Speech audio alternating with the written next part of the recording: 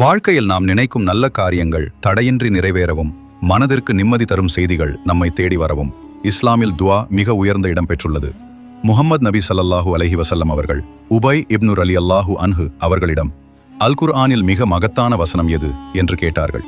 அதற்கு உபை ரலியல்லாஹு அன்ஹு அவர்கள் ஆயத்துல் குர்சி என்று பதிலளித்தார்கள். அதை நபி ஸல்லல்லாஹு அலைஹி வஸல்லம் அவர்கள் சரியான பதிலாக ஏற்று அவரை பாராட்டினார்கள். அந்த மகத்தான திருநாமங்கள் யா ஹய்யூ யா கய்யூம். பொருள்: என்றும் உயிருடன் இருப்பவனே, அனைத்தையும் நிலைநிறுத்தி நிர்வகிப்பவனே. ஓதும் முறை: மனதில் ஒரு நல்ல நீயத்தை உறுதியாக நினைக்க வேண்டும். ஆயத்துல் குர்சியை முழுமையாக ஓத வேண்டும். அதில் வரும் யா ஹய்யூ யா கய்யூம் என்ற திருநாமங்களை 1000 முறை ஓத வேண்டும். முழு ஈமான், மன உறுதி, அல்லாஹ்வின் மீதான நம்பிக்கை ஆகியவற்றுடன் துவா செய்ய வேண்டும்.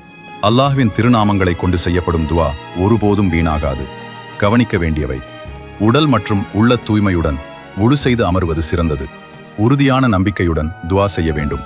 ஹலாலான நன்மை தரும் விஷயங்களுக்காக மட்டுமே துவா செய்ய வேண்டும். அல்லாஹ் கூறுகின்றான், என்னை அழையுங்கள், நான் உங்கள் பிரார்த்தனைகளை ஏற்றுக்கொள்கிறேன். அல்லாஹ் நம் துவாக்களை ஏற்றுக்கொண்டு நம் நியத்துகளை நன்மையாக நிறைவேற்றுவானாக. ஆமீன்.